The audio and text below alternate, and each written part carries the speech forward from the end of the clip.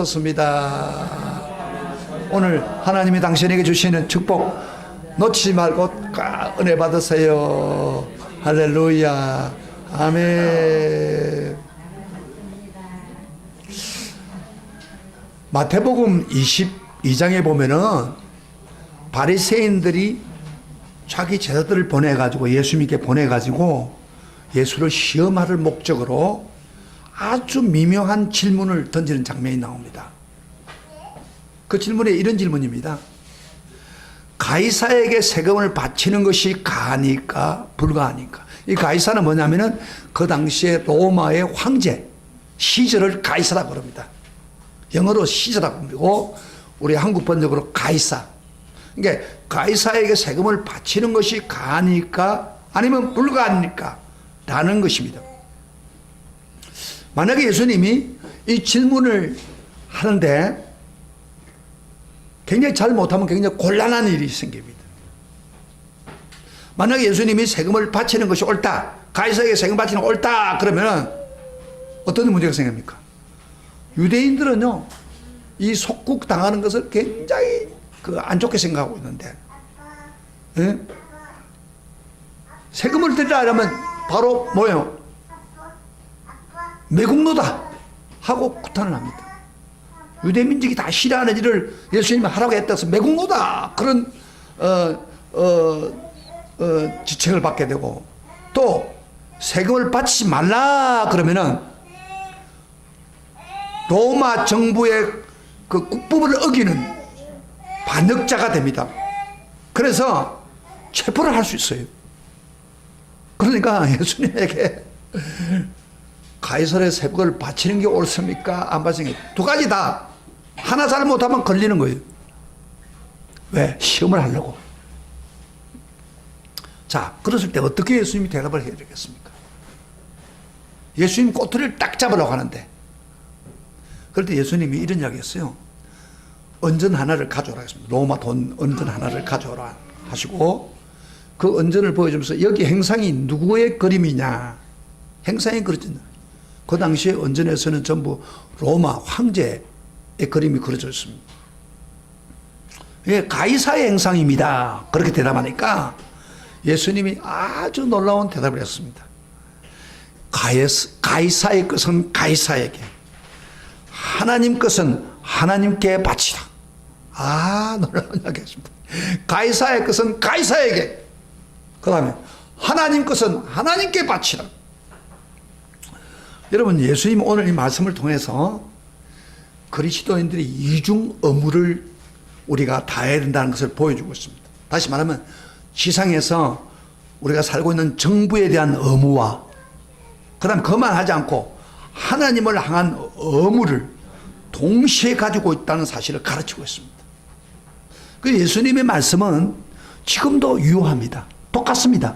예수님은 하나님에 대한 의무, 우리는 성도들이 하나님의 의무에 대해만 생각하는데 정부에 대한 의무도 있다는 것입니다. 자기 조국에 대해서. 여러분요, 기독교는 국경이 없습니다.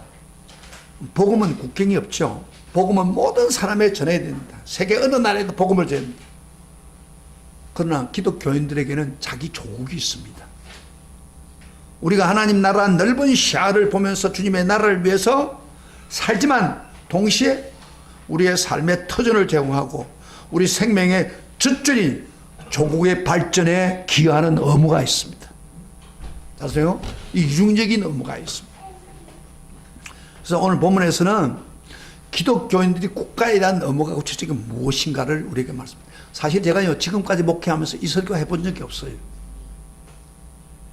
그래서 예수 잘 믿고 하나님 잘 생기고 그 다음에 이런 설교를 주로 많이, 신앙생활 잘하면 어떻게, 국가에 대한 설교 관심이 크게 없어요. 그런데 로마서를 강의하다 보니까 이게 나오는 거예요. 이 빼놓고 갈 수가 없는 거 아니에요. 그래서 오늘 굉장히 중요한, 한 번도 듣지 못한 설교 여러분 들을 것입니다. 국가 간에 대해서 어떤 마음을 가지고 있어야 됩니다.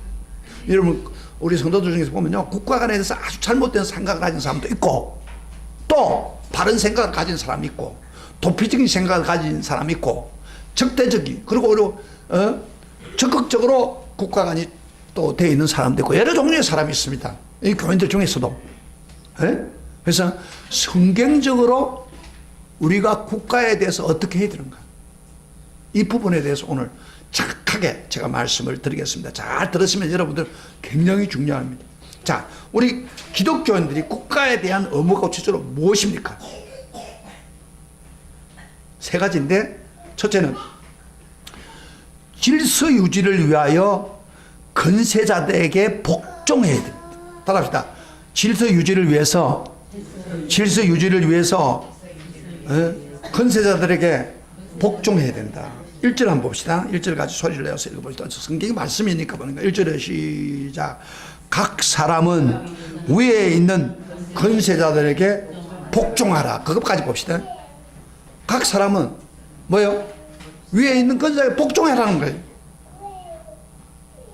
사실요, 이 구절은 지난 역사에 독재자들이 남용했던 구절입니다. 독재자들이 이 성경을 가지고 건세에게 복종하라고 했지 않느냐 하면서 남용했던 구절인데, 그래서 어떤 사람들은 이 구절을 좋아하지 않아요.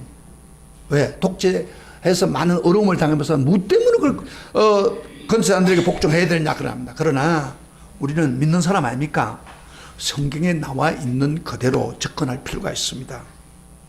사실 인간은요, 굴복이나 복종이라는 단어가 듣기 좋지 않아요. 오히려 뭐요? 반항이나 저항이라는 단어가 더 호감이 갑니다. 복종하고 국정한다? 그게 싫은 거예요. 왜 그러냐면 우리 인간은 성경에 보면은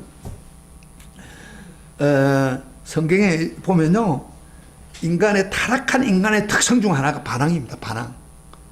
그래서 하나님 말씀 반항해가지고 선악과 따먹었잖아요.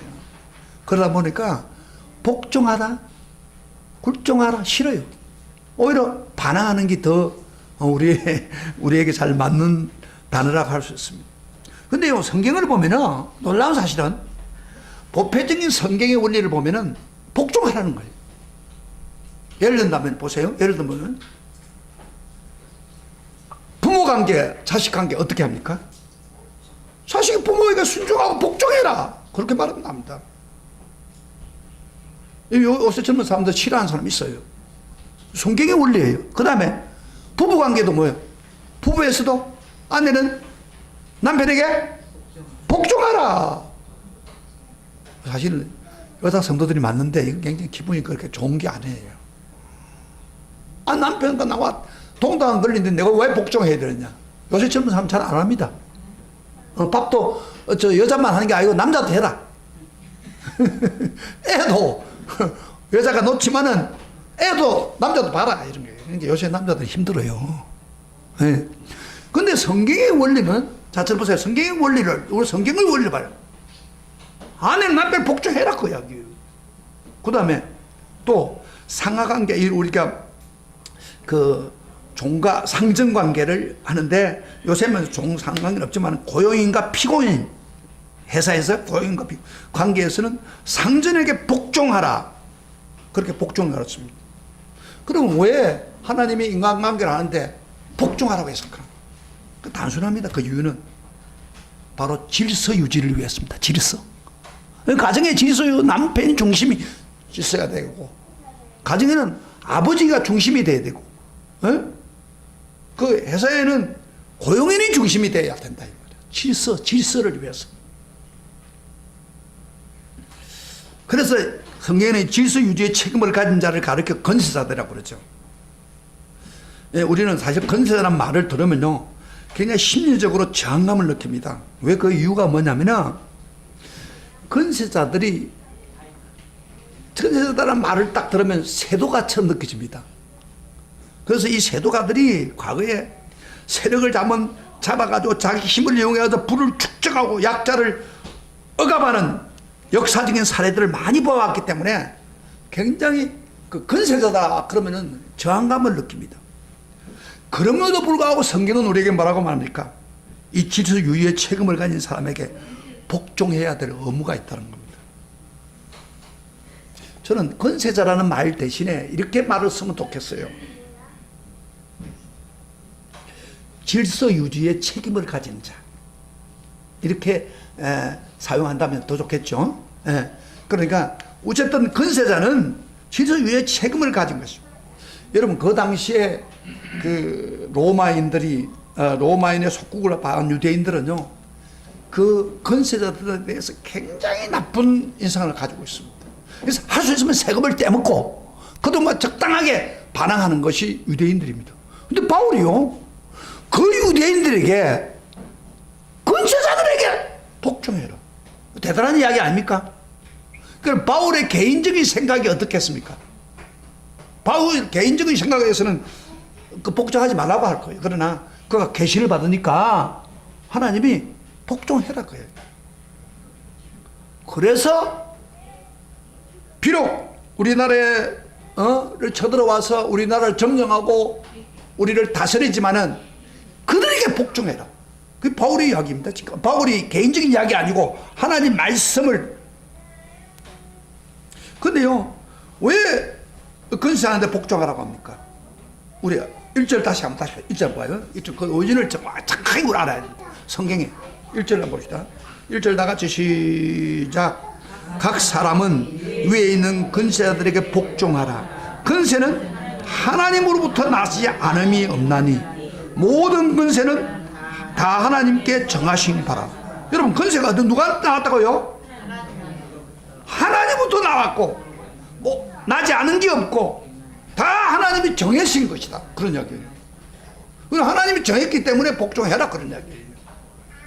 그리고 그 다음에 2절 봅시다. 2절에 만약에 하나님이 세운 근세자들을 대적하면은 결국 죄가 된다는 겁니다. 2절 다 같이 보시죠. 시작. 그러므로 근세를 거스린 자는 하나님 명령을 거스리니 거스린 자들은 심판을 자취하리라. 무슨 이야기입니다. 여러분 보세요. 이 성경 잘 써봐요. 제 이야기가 하나님 말씀에 근세를 하나님이 세웠기 때문에 근세를, 그러면 예를 들어 문 대통령을 누가 세웠냐? 하나님이 세웠다 이 말이야. 그러니까 싫어도 복종해라. 그런데 만약에 복종하지 않으면 누굴 거스린다고요? 심판을 받을 수 없고 하나님 명령을 거스린다는 거예요. 무슨 이야기입니다 지금요. 그러면 이런 소리를 딱 듣는 순간에 어떤 말이 딱 들어와요? 그러면 히틀러 같은 사람한테 복종하란 말인가? 히틀러 아시죠? 아니 세계 2차 대전을 일으켰던 얼마나 많은 사람을 죽인 그 히틀러한테 뭐요? 복종하란 말인가? 김일성, 그다음 원자폭탄을 요새 만들고 미사일로 막 세계가 그렇게 구탄해도 미사일을 만들어가지고 위협하는 김정은이에게도 복종하란 말인가? 김정은이를 세운 것이 하나님 뜻으로 세웠을까? 이런 의문이 생깁니다. 여러분, 김정은이 하나님이 세웠습니까? 안 세웠어요. 안 세웠는데 상식적으로 생각. 근데요, 성경을 딱 보면은 김정은이도 하나님이 세웠습니다. 근세자는 하나님의 같다 이 말이에요. 근데 그 신학에서는 그 하나님의 뜻을 말할 때 두 가지입니다. 이거 잘 들어요. 여러분 좀 상식적인 이야기입니다. 하나님께서 하나님의 뜻을 이야기할 때 신학에서는 두 가지 종류로 구별하는데, 하나는 최선의 뜻, 하나님의 최선의 뜻. 이것이 하나님이 본래 원하시고 의도하던 하나님의 최선의 뜻입니다. 그 성경에 있는 이야기죠, 다. 그런데 또 하나는 하나만 있는 게 아니라 허용하는 뜻이 있습니다. 예를 들어서 인간이 타락했다 이 말이야. 잘 드세요. 여러분 굉장히 좀 어려운 이야기만 잘 들어보세요. 굉장히 중요한 이야기입니다. 인간의 타락을 생각해 볼 때 타락은 본래 하나님이 의도하신 뜻입니까? 아니죠. 그렇죠? 그 극단적인 행태의 신학자들까지도 타락은 하나님의 본래 의도한 것이 아닙니다. 그러나 타락은 안 하도록 하면 됐긴데 허용한 겁니다. 허용의 뜻입니다. 하나님이 안 하게 하려고 하면 안 하죠. 선악과를 따먹지 못하도록 입을 따먹을 때쯤 돼서 막 입을 마비를 시킨다든지 손을 마비시켜버리면 못할 거 아니에요. 그래 안 그래요? 근데 하나님 가만 보고 있었어요. 허용했어요. 허용의 뜻이라고 그럽니다. 그래서 오늘 이거 굉장히 여러분 중요합니다. 우리가요, 죄를 짓고 잘못한 길을 갈 때 하나님 뜻입니까? 아닙니까? 아니죠. 그러나 우리에게 자유의지를 주어서 죄를 짓도록 내가 죄를 지을 때 허용한 겁니다. 하나님이 죄를 짓게 한 게 아니에요. 잘 따세요. 어떤 사람은 그래요. 하나님이 나를 죄 안 짓게 막아주지 이렇게 말합니다. 우리에게 자유의지를 주었는데 죄를 지을 수도 있고 안 지을 수도 있고, 주일날 예배 드릴 수도 있고 안 올 수도 있고, 오늘 송구영심에 올 수도 있고 안 올 수도 있는 거예요. 자유를 줬어요. 그래서 허용을 하는 겁니다. 허용의 뜻이라고 합니다.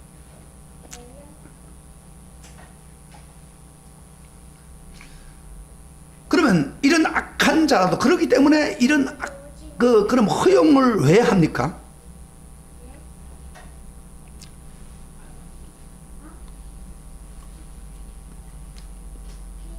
여러분, 우리 눈에 당장 불합리하게 보이잖아요.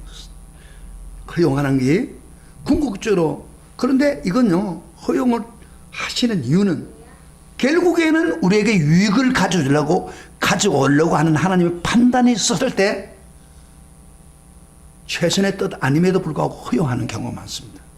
예를 들어 히틀러, 김일성, 최선의 뜻은 아닙니다. 그러나 인간에게 자유의지를 주신 하나님께서 그대로 내어버려둬서 허용함으로 해서, 자, 어떤 목적이 있냐면 궁극적으로 우리 인간에게 선한 것을 깨닫게 해주려고 그런 겁니다. 여러분, 하나님의 악을 허용함으로 뭘 깨닫게 해줍니까? 선이 얼마나 중요한 것을 배우게 합니다. 불의를 허용함으로 의를 배우는 게 얼마나 중요한 것을 깨닫습니다. 그래서 하나님이 궁극적으로 우리 모든 사람에게 선을 더 좋게 하기 위해서 때로는 허용하는 뜻이 있습니다. 그래서요, 사람이 여러분이 고생을 좀 진딱 해봐야 때로는 고생을 하도록 허용을 할 때가 있습니다. 완악한 사람들한테는 놔줘요. 고생을 진딱 하고 나면 어떻게 돼요? 이렇게 살아서 안 되구나. 내 멋대로 살고 하나님 없이 내 멋대로 살면 안 되구나 하는 걸 깨달을 때 누구한테 들어와요? 하나님만 어장. 때로는 우리가 건강하면 좋는데 건강하지 않을 때를 허용할 때가 있습니다. 그럼 내가 잘못해서 했지만은, 그러면 많이 아파서 암에 걸려 다 죽어가고 할 때 어때요? 건강이 얼마나 중요한 것인가. 그 허용의 뜻은 궁극적으로 하나님이 더 잘 되는 목적을 가지고 허락을 한 거예요. 그렇기 때문에 악한 지도자 할지라도 하나님이 허용했다면 질서 유지하는 차원에서는 그들에게 복종할 것이 필요합니다. 여러분, 아무리 악한 제도나 그 정권이 존재하지 않는 것보다도 존재하는 게 낫습니까? 어때요? 아무리 악한 정권도요, 존재 안 하는 것보다도 존재하는 게 나아요. 정권이 존재하지 않으면 이거는 완전히 난장판이 됩니다. 우리가 나쁜 정권을 경험하다 보면 차라리 정권이 없으면 좋겠다. 그래서 무정부주의 쪽으로 흐르는 경향이 있습니다. 그러나 정부가 없는 세상, 일체의 법이 폐기된 사회를 한번 상상해 보세요. 사회는 극도로 무질서하고 혼란이 오며 제일 많이 피해를 입는 자가 누구예요? 연약한 우리들입니다. 그래서 조금 부족하지만은 그 제도가 있는 게 낫습니다. 그래서 이 세상에 완전한 제도라는 것은 존재하지 않죠. 그래도 제도가 없는 것보다 완전한 제도가 아니지만은 있는 게 낫습니다. 하나님께서 왜 그렇게 합니까? 우리 안전과 사회 질서의 유지 차원에서 정부나 제도를 허용하고 승인해 주기 때문입니다. 그렇다면 이 땅에서 우리가 유익을 위해서 질서 유지의 책을 맡고 있는 자들에게 복종해야 됩니다. 성경은 이것을 실제적으로 나라와 사회를 향해서 우리 그리스도의 가져야 태도라고 그렇게 말씀하고 있습니다. 여러분, 건설자라고 하면 우리는 뭐 대통령이나 높은 사람만 생각하는데, 사실 건설자는 말은 최고의 통치자만 생각하는 게 아닙니다. 모든 종류의 법을 집행하는 관리, 그 다음에 공무원 또 포함됩니다. 저는 그리스도인들이 이 하나님 뜻을 바로 이해하고 주의 말씀대로 살러 간다면 사회생활 속에서 건세자들에게 복종해야 된다고 생각합니다. 왜? 선을 위해서. 이 4절 한번 잠깐 봐요. 4절. 놀라운 사실 하나 봐요. 4절 한번 읽어보세요. 우선 4절. 모든 법을 집행하는 사람들을 뭐라고 이야기합니까? 다 같이 시작. 그는 하나님의 사역자가 되어 내게 선을 베푸는 자니라. 그러나 내가 악을 행하거든 두려워하라. 그가 공연히 칼을 가지지 아니하였으니 곧 하나님의 사역자가 되어 악을 행하는 자에게 진노하심을 따라 보응하는 자니라. 이 건세자를 뭐라고 해요? 하나님의 사역자라고 합니다. 뭐 직접 세웠던 허용해서 세웠던 복지 질서를 위해서 한마디로 사역자라고 합니다. 여러분 사역자를 주요 누구에게 씁니까? 하나님의 사역자. 이 목사를 하나님 사역자라고 하느냐 저는 봐요. 전에 번역에서는 사자라고 해요. 하나님 사자.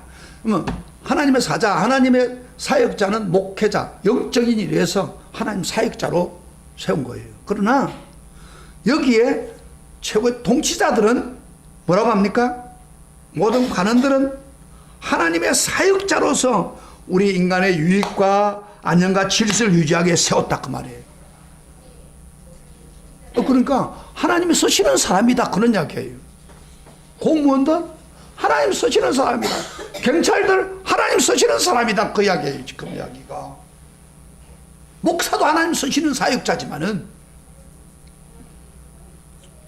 예를 들어서 경찰이 차를 탁 가는데 빨리 가면 야야야 멈춰. 경찰이 딱 멈춘다고 합시다. 그 누구요? 경찰. 엄밀히 말한다면 하나님의 사역자입니다. 근데 한국은요 경찰이 힘이 없어가지고 따지고 막 술 먹고 말이야 파출소 가가지고 뒤엎고 막 경찰이 꼼짝 못해요. 너무 힘들어요. 근데 미국은요 잘 아세요? 미국은 경찰이 딱 멈추라고 했는데 안 멈추고요 반항하고 뭐 하면 총을 쏘아버립니다. 왜 그 사람들은 이런 생각이에요? 질서 유지는 우리에게 맡겼는데 질서유지에 걸리면은 그건 처단한다. 이 성경적 원리예요. 사실은 성경적 원리예요. 근데 우리 한국 사람들은 막 따지고 막 경찰 맥자되고 해서 경찰 사기도 힘들어요. 그러니까 나라가 엉망이에요 지금. 서양 나라나 미국 같은 데 일본도요 얼마나 경찰이 무서운지 모릅니다. 그게 우리가 잘못됐다는 거예요. 이게 성경적으로도 안 맞다 이 말이에요. 이 사역자예요. 그러니까 우리 그리스도는 어떻게 해야 돼요? 질서를 유지하는데 최대한 협조를 해야 됩니다. 복종하고. 이게 바로 기독교입니다. 그래서 5절에 이런 이야기 하죠. 그 이유를 말합니다. 우리 기독교인들이 해야 될, 협조를 해야 되는데 왜 해야 되는 이유를 합니다. 5절을 시작. 그러므로 복종하지 아니할 수 없으니 진노 때문에 할 것이 아니라 양심을 따라 할 것이다. 우리 기독교인들은요, 뭐 잘못하니까 벌금을 내고 감옥에 들어가니까 하는 게 아니라 뭐요? 자신의 양심, 신앙 양심 때문에 해야 된다 그런 거예요. 그래서 그리스도의 양심은 뭐요? 한 사회를 살아가는 시민으로서 사회 질서를 위해서 건세자들에게 복종하는 것입니다. 이게 바로 애국하는 길입니다. 우리 설교 딱 들으면 아마 목사님 오늘 뭐 이렇게 설교를 저런 설교를 하지? 아마 그렇게 하는 사람이 있는데 저 성경적인 이야기 하는 거예요. 성경적으로. 이게 오늘날 우리가 정부는 대충 가지 뭘 그렇게 뭐 신앙생활하고 천국만 가면 되지 뭘 꼭 그렇게 정부에다 복종하고 뭐 적당히 떼먹으면 떼먹고 그렇게 하지 뭐를 이런 잘못된 생각은요 결국 성경의 원리를 어긋나는 거예요. 자, 오늘 설교가 좀 힘듭니다. 그러나 잘 들어보세요. 그 다음에 우리 그리스도인들이 국가에 대한 의무 첫째 뭐라 했어요? 하나님이 세운 질서를 위해서 세운 자이기 때문에 써내다. 그 다음에 두 번째로 이 세상에 정의가 강물처럼 흐르는 나라가 되기 위해서는 정의로운 나라가 선한 국가가 되기 위해서는 우리가 국가에 대해서 의무에 순종해야 된다. 건세에게 복종해야 된다는 겁니다. 여러분 지도자를 세우는 하나님의 의도가 뭡니까? 3절 4절 다시 읽어보겠습니다. 3절 4절 아까 읽었지만 자 한번 봅시다. 3절 4절에 왜 지도자로 건세자를 세우냐 하나님 말이에요. 3절 4절 시작. 다스리는 자들은 선한 일에 대해 두려움이 되지 않고 악한 일에 대하여 되나니 내가 건세를 두려워하지 아니하려느냐. 선을 행하라. 그래야만 그에게 칭찬을 받으리라. 그는 하나님의 사역자가 되어 내게 선을 베푸는 자니라. 그러나 내가 악을 행하거든 두려워하라. 그가 공연히 칼을 가지지 아니하였으니 곧 하나님의 사역자가 되어 악을 행하는 자에게 진노하심을 따라 보응하는 자니라. 여기 단어에 두 가지 단어가 나옵니다. 선, 그 다음에 하나는 악이라는 단어가 나와요. 이 다스리는 자는요, 선을 세우는데 노력한다. 그런데 악이 있단 말이에요. 그걸 악을 행하는 사람 두려워해라 말이에요. 악을 행하면 반드시 보응하는 자가 누구요? 바로 다스리는 자들이에요. 그래서 우리가 믿는 사람들도요, 사회에 악을 행하면 안 됩니다. 사회를 행하면 보응 받아야 돼. 사회에 악을 해놓고 하나님 앞에 와서 하나님 용서해 주세요, 하나님 막아주세요, 그러면 안 돼요. 그런 사람이 가끔 있어요. 뭐 우리 사과 왜 정부를 하나님 세울 때는 악을 다스리고 선한 길로 인도하려고 그런 거예요. 그러니까 우리 중에 이런 사람이 있어요. 신령한 크리스찬이라고 하면서 예수 잘 믿는 사람이라고 하면서 굉장히 사회에 대해서 무관심하는 경향이 있습니다. 소위 신앙이 좋은 사람일수록 사회나 역사보다 도피하는 경향이 있습니다. 이건 왜냐하면 굉장히 이건 잘못인데 부패하고 타락한 정치만을 경험하다 보니까 정치인들은 무조건 나쁜 거다, 그렇게 생각합니다. 그래서 등한시 여기는 거, 이건 성경적인 원리가 아닙니다. 물론 정치자라는 말 자체가 잘못된 건 아닙니다. 사실은 정치라는 게 뭐예요? 삶의 방식을 결정하는 역할을 하는 건데 우리가 올바른 정치가 이루어지기 위해서 노력해야 됩니다. 저는요, 정치에 대해서 굉장히 날카롭습니다. 제가요, 특별히 이 교회 정치, 제가 어렸을 때 우리 아버지 교회에 있는 거 보니까 교회 정치하는 사람, 정치꾼들 교회 엉망으로 만나 놓더라고요. 그래서 제가 거기에 대한 굉장히 부정적이 있어가지고 제가 노예에 있을 때도 제가 임원이 되고 뭐 노예전도 될 수 있는 길이 있었는데 다 포기해버렸어요. 이 정치에 대한 부정적인 생각이에요. 근데 사실 성경적으로 볼 때는 정치라는 게 좋은 거예요. 원래 정치는 좋은 일을 하는 거예요. 그러니까 좋은 정치를 만들어야 돼요. 우리가 노력하는 거죠. 그래서 이 땅에 정치를 해서 바르게 가서 선이 정진되도록 노력하고 선이 발전하고 악이 발을 붙이지 못하도록 하는 그 일. 예를 든다면 우리 봅시다. 환경운동, 이런 굉장히 선이죠. 장애인과 함께 사는 세상 만드는 운동, 정당의 투표권을 행사할 수 있는 공명선거운동, 이런 거 우리가요 계속 기독교인이 참여해서 선을 정진시키도록 노력해야 됩니다.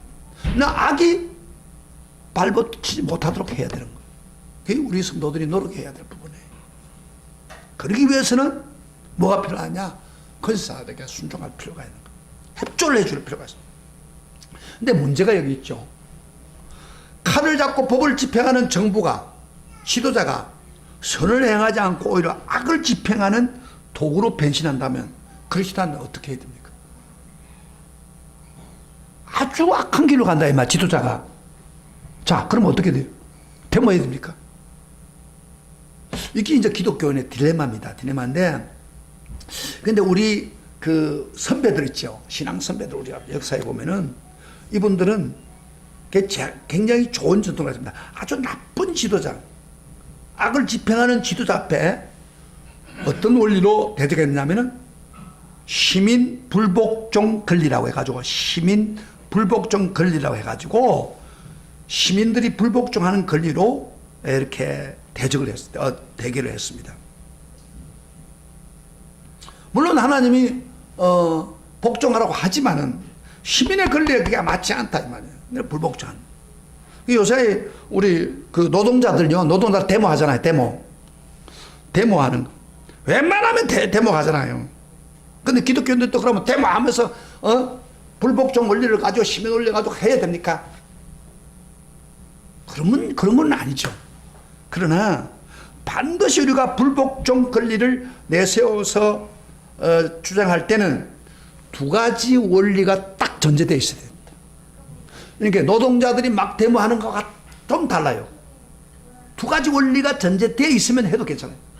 첫째 뭐냐, 우리는 이 건세자보다 더 높은 건세자에게 복종해야 됩니다.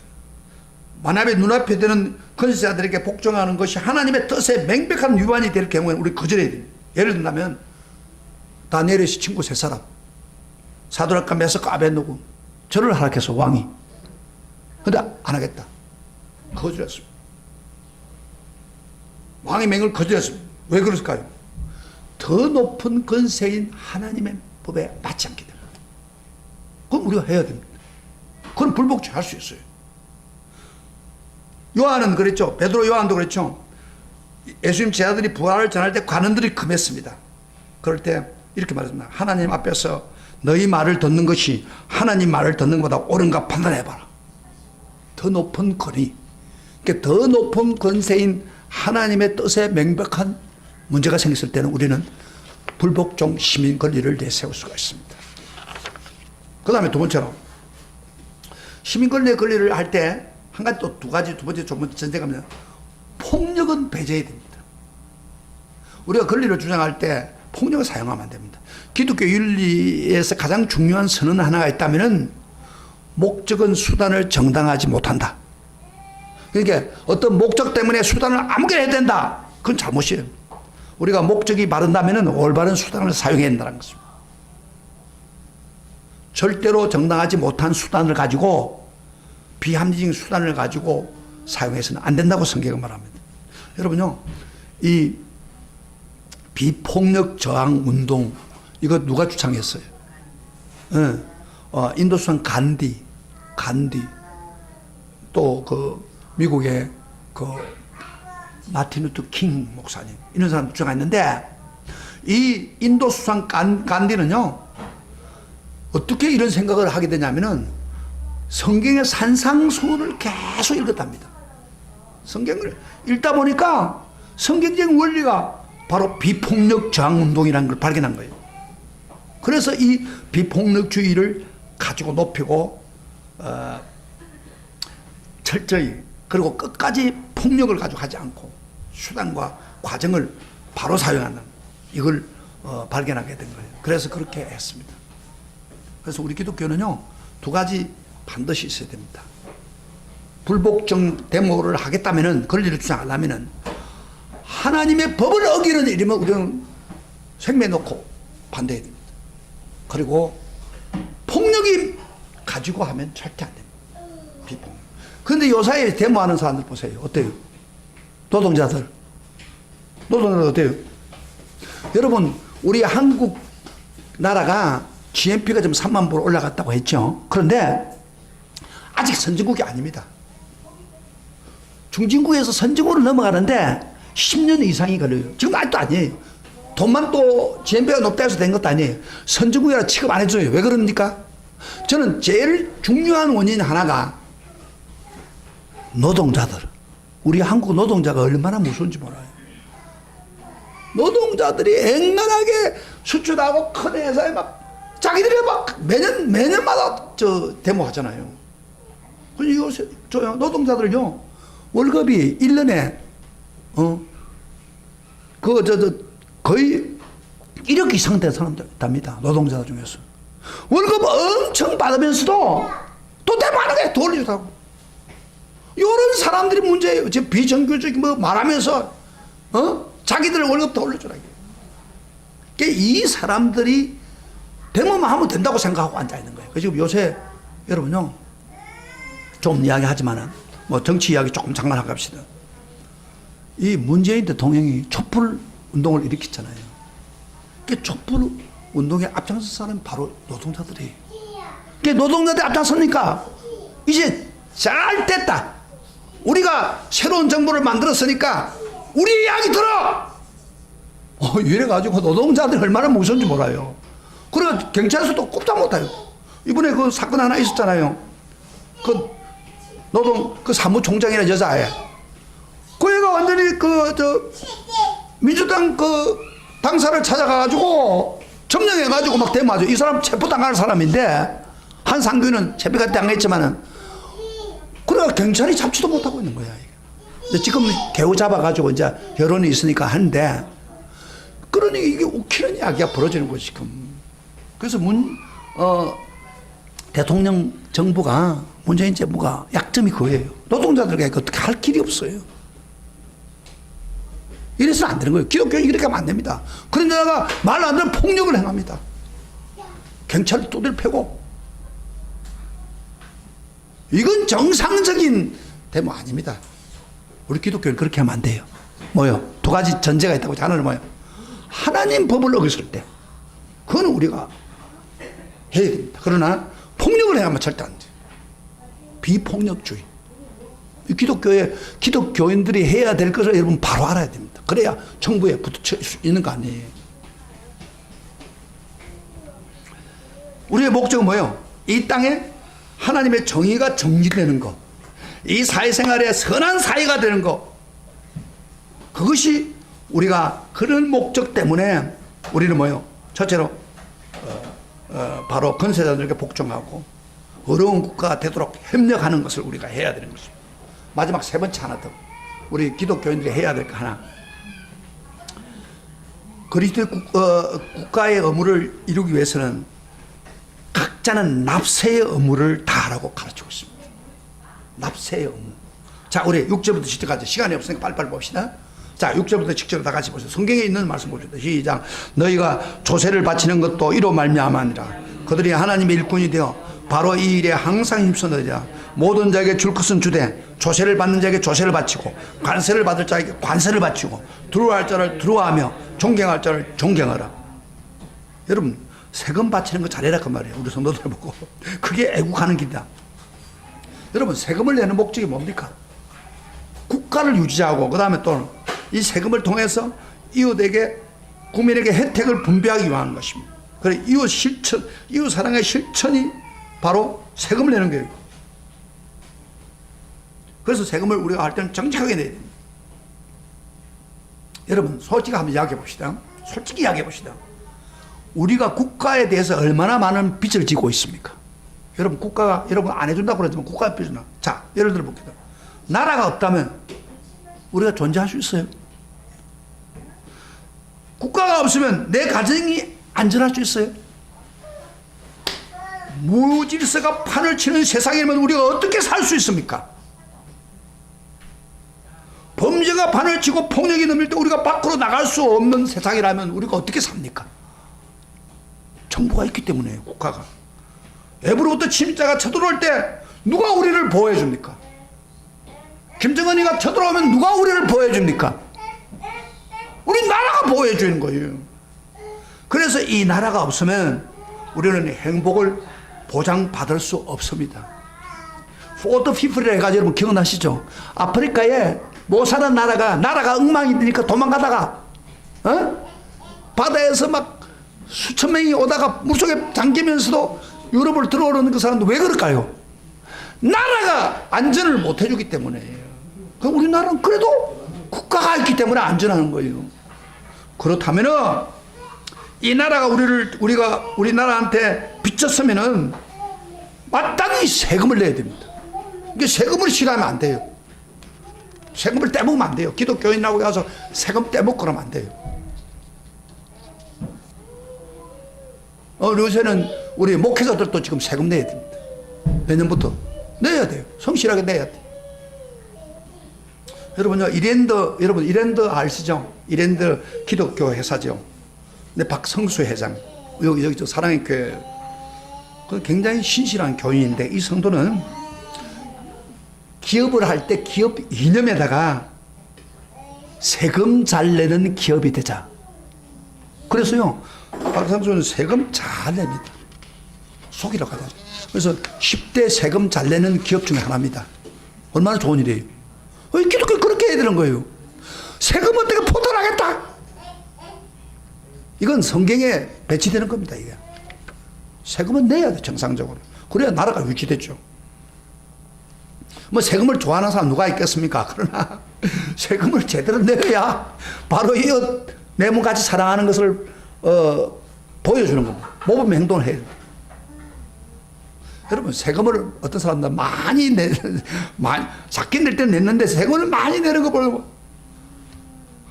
어떻게 하면 떼먹을까 이런 생각을 하는데, 이런 생각하죠. 내가 세금을 많이 낼 수 있다는 것은 뭐예요?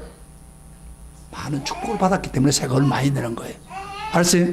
내가 수입이 적으면 세금 적기면 내요. 그래요?